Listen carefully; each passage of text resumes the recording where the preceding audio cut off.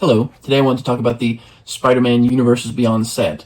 Now, I'm not the biggest fan of Universes Beyond. I don't run any of the cards in my Commander decks or my cube, but it is still fun to talk about, especially when you see some of the creative ways that they have managed to combine Spider-Man with Magic the Gathering. First one is Shock, having the Shocker on it, and that just makes perfect sense, right? One card I want to talk about here is a Dr. Octopus, Master Planner. It's a 4/8 for 7 mana, 5, a blue and a black. It's a legendary creature, human scientist villain. Other villains you control get +2/+2, your maximum hand size is 8, and at the beginning of your end step, if you have fewer than 8 cards in hand, draw cards equal to the difference. Now, I had a Damia Sage of Stone deck. I got that when the original Commander decks first came out, and that was 7 mana for a 4/4 with Death Touch Gorgon Wizard, where you would skip your draw step, and then at the beginning of your upkeep, if you had less than 7 cards in hand, you'd draw up equal to the difference. And so you just see the shift in power level here, with Doc Ock giving you the cards right at the end of the turn he comes down. He doesn't make you skip your draw step, and he lets you keep an extra card in hand even. And it just makes me think about how easy they're making it now for cards to do the thing. With Dami, you actually had to work for it. You had to put it down, you had to survive a turn cycle, and then if she made it back to your upkeep, then you get your hand restocked. I will say that I still do like my Damia deck. It's sort of a Spell Shaper tribal, and so it's running all of these Spell Shapers in it. So I'm just discarding all the cards in my hand to get their various effects. And then when it gets back to start my turn, Damia just fills up my hand, and I'm able to just go again. So it's a lot of fun. And you could do something similar with Doc Ock, I'm sure. It's just that they're making it so easy to get value right away. And speaking of value, the Soul Stone, this is the one everybody's been talking about from the new set. This is one reason why I'm glad I'm not running Universe Beyond cards in my deck, because this is a card that everybody's saying, well, this is a must-include for black. If you're running Black Commander, you got to make room for this. It's like, not if you don't run Universe Beyond cards. You don't. But the Soul Stone is 2 mana, 1 and a black for a legendary artifact, Infinity Stone. It's indestructible. You can tap to add a black, pay 6 and a black, tap, exile a creature you control to harness the Soul Stone. And once harnessed, its Infinity ability activates. And the Infinity ability says, at the beginning of your upkeep, return target creature card from your graveyard to the battlefield. And so the Soul Stone, this is another one I feel like they're making it too easy, or from a flavor perspective, it just doesn't feel right, because you can exile any creature, like even a token. It feels like this would be more impactful if it made you exile a legendary creature, or at the very least a non-token creature. There's another card here I want to talk about, the Cosmic Spider-Man, which is a 5/5 for Wooburg, white, blue, black, red, green. And it's a legendary creature, Spider-Human Hero, with Flying, First Strike, Trample, Lifelink, Haste. At the beginning of combat on your turn, other spiders you control gain Flying, First Strike, Trample, Lifelink, and Haste until end of turn. And so these two cards have already had their Through the Omen Path cards spoiled. WotC does not have the license for Spider-Man on Arena. They can't do anything digitally, just the physical cards. And so their answer to this is printing in-universe versions of all of the Spider-Man cards. They're commissioning a whole bunch of new art to run on Arena. And it feels like a big mess, because people are going to see the cards, they're going to want to, if they're new to the game, they're going to try out Arena, only to see that all the cards that they liked from the pre-release, they can't play online because they have to use the in-universe version. It just seems like a big mess. But so the in-universe Through the Omen Path version of the Soul Stone is the Terminus of Return. And so this one, Terminus Stone, is the type of the artifact. And so Terminus equals infinity. This is the first time we've seen how this is going to work, to where they're changing the names or the types of cards where it's linked to a specific IP for Universe Beyond crossover. This means we could see Dalek or Tyranids reprinted as Through the Omen Path cards. Now, so far they've only been done on Arena. Will they ever make it to Paper Magic? It's a possibility, but it hasn't happened yet. It also feels like they would have to use a new creature type if they're going to be replacing something, like they come up with Terminus to replace Infinity. You couldn't just call a Tyranid a Hydra, because then people would be wanting to take all of the Tyranid cards from Warhammer and putting them in their Hydra decks, saying, well, if Tyranid equals Hydra, then we're going to put these in the Hydra deck. And I don't think WotC wants to do that. I think that they'd probably have to come up with some unique alien race that was their legally distinct Tyranid faction. And the Cosmic Spider-Man, his Through the Omen Path has also been revealed, and it's Scions of the Spider.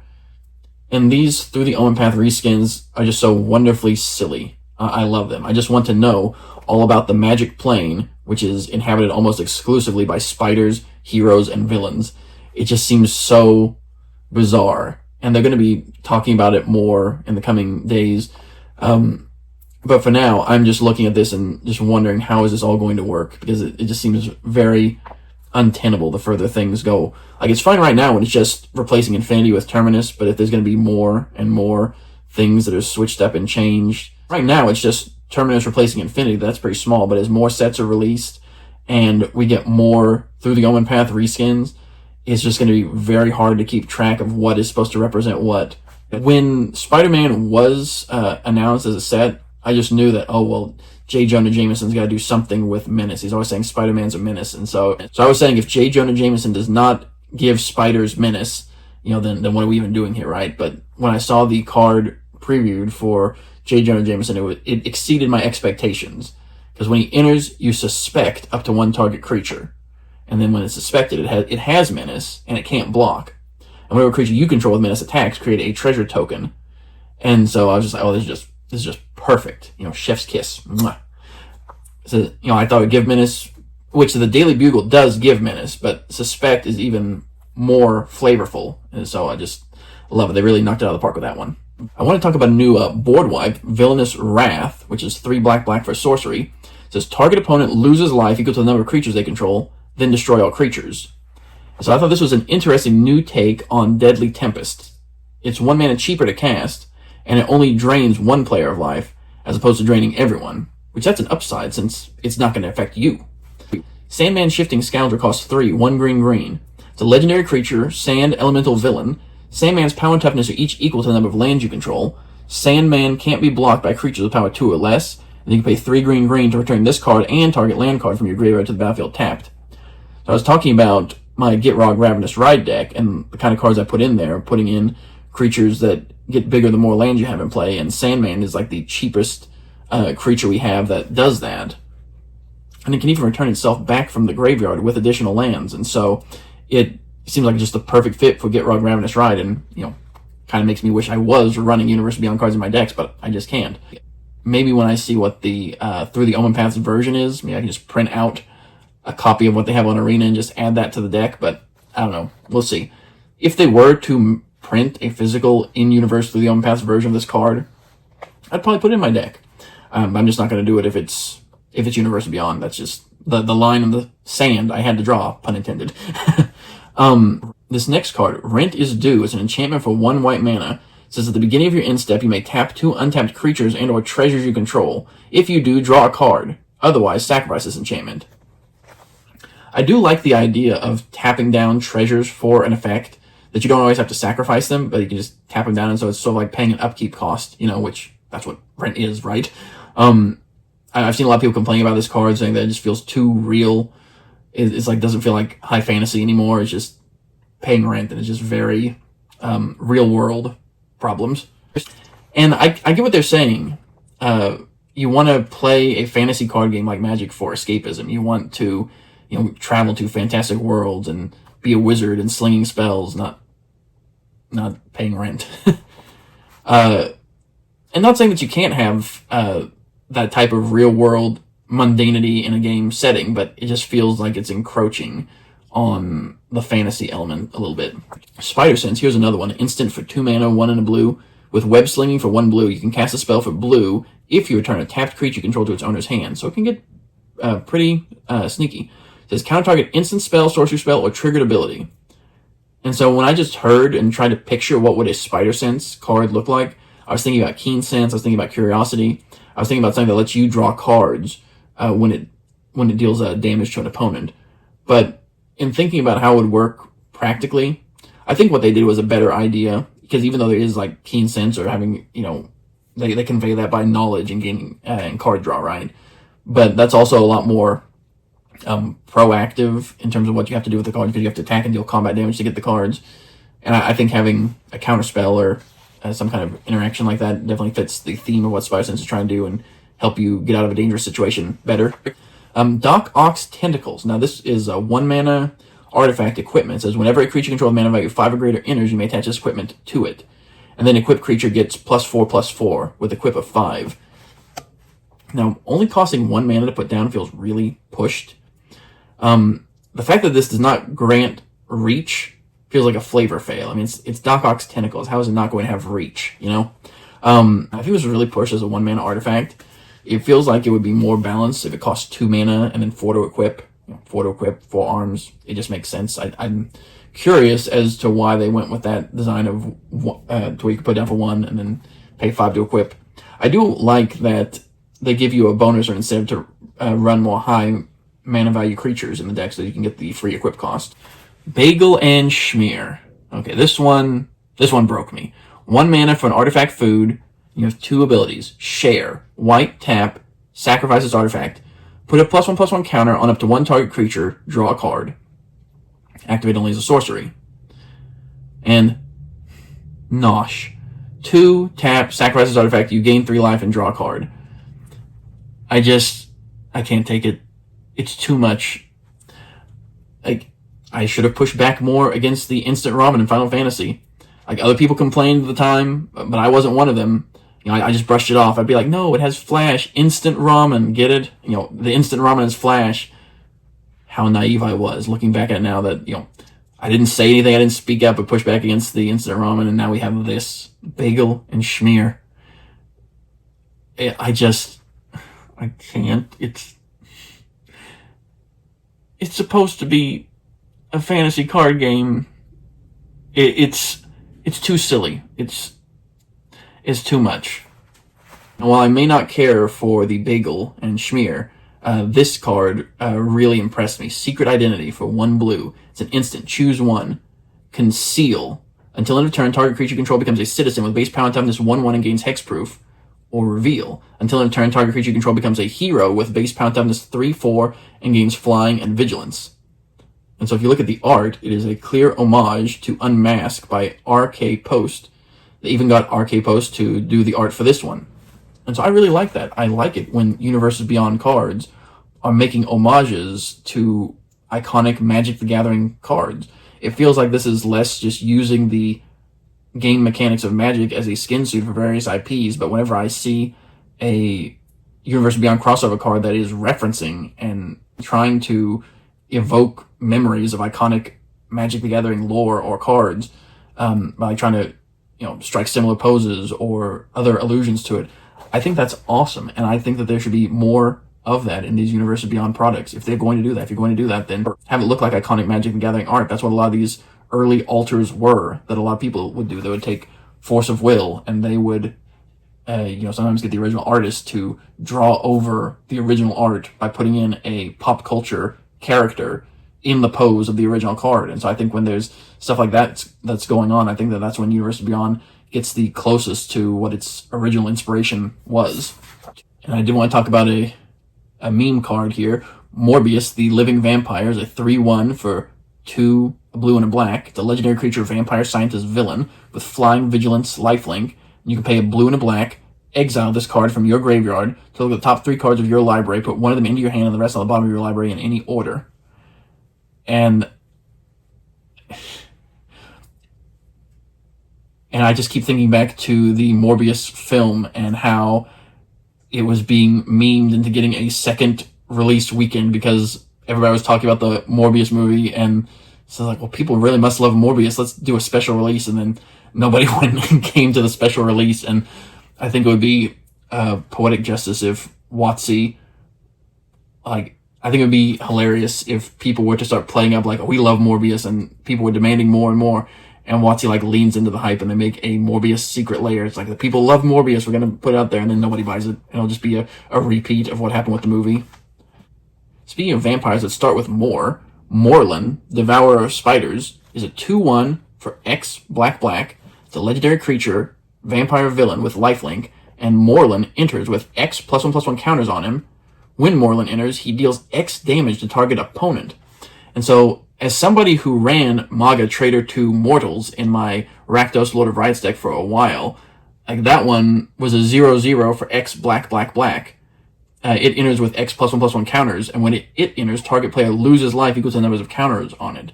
Now, that card was printed a while ago, and so you can expect a little bit of power creep, but it's really stark just to look at these 2 cards and compare them. It costs 1 less black mana.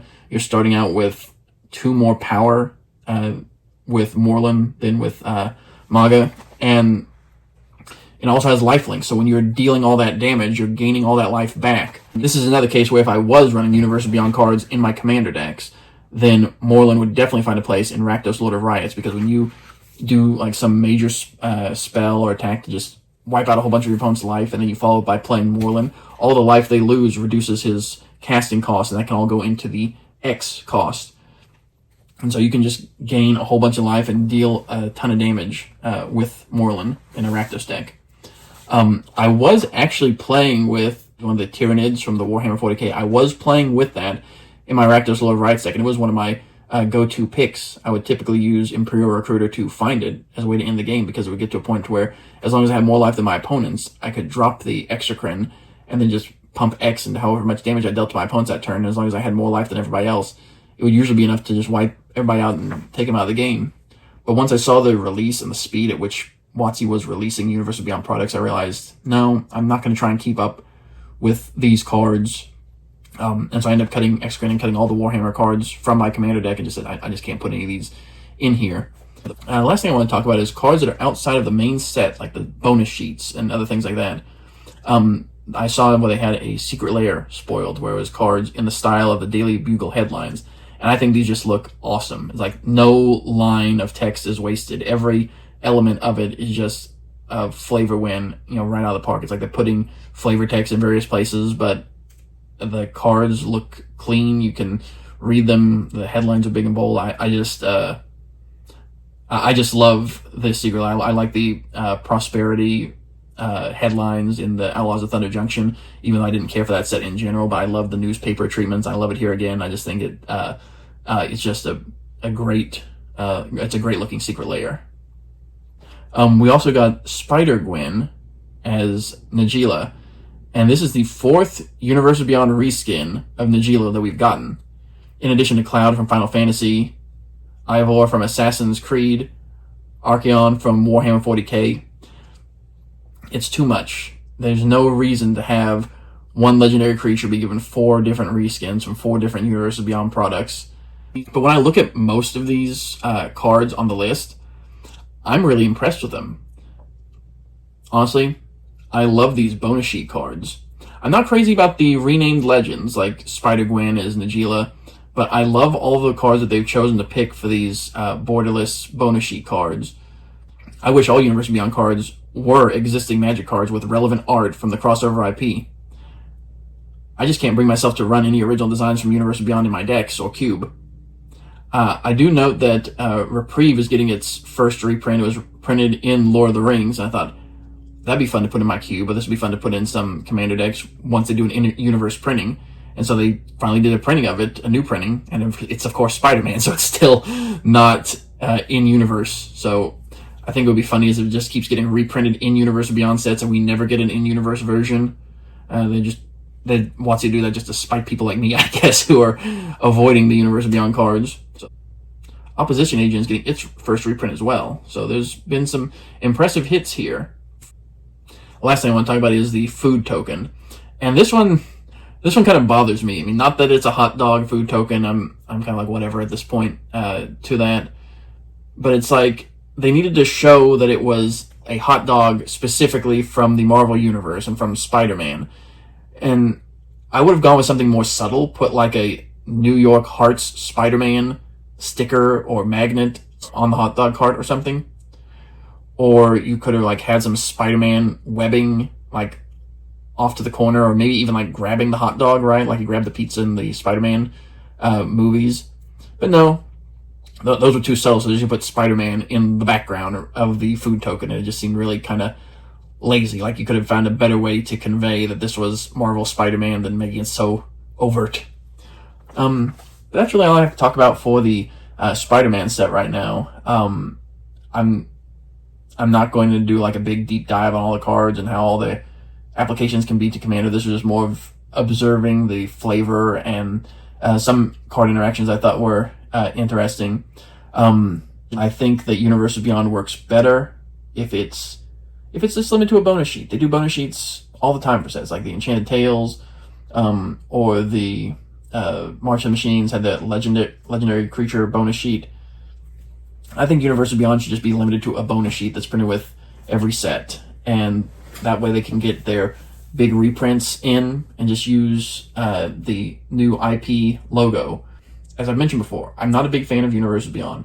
I think they're doing it too much. I think it's making everything more expensive, as they're having to charge a premium for all of these products to help cover the licensing fees for the product. But honestly, WotC got it right the first time with Ikoria, where all of the Universe Beyond Godzilla cards were reskins of existing cards within the Ikoria set.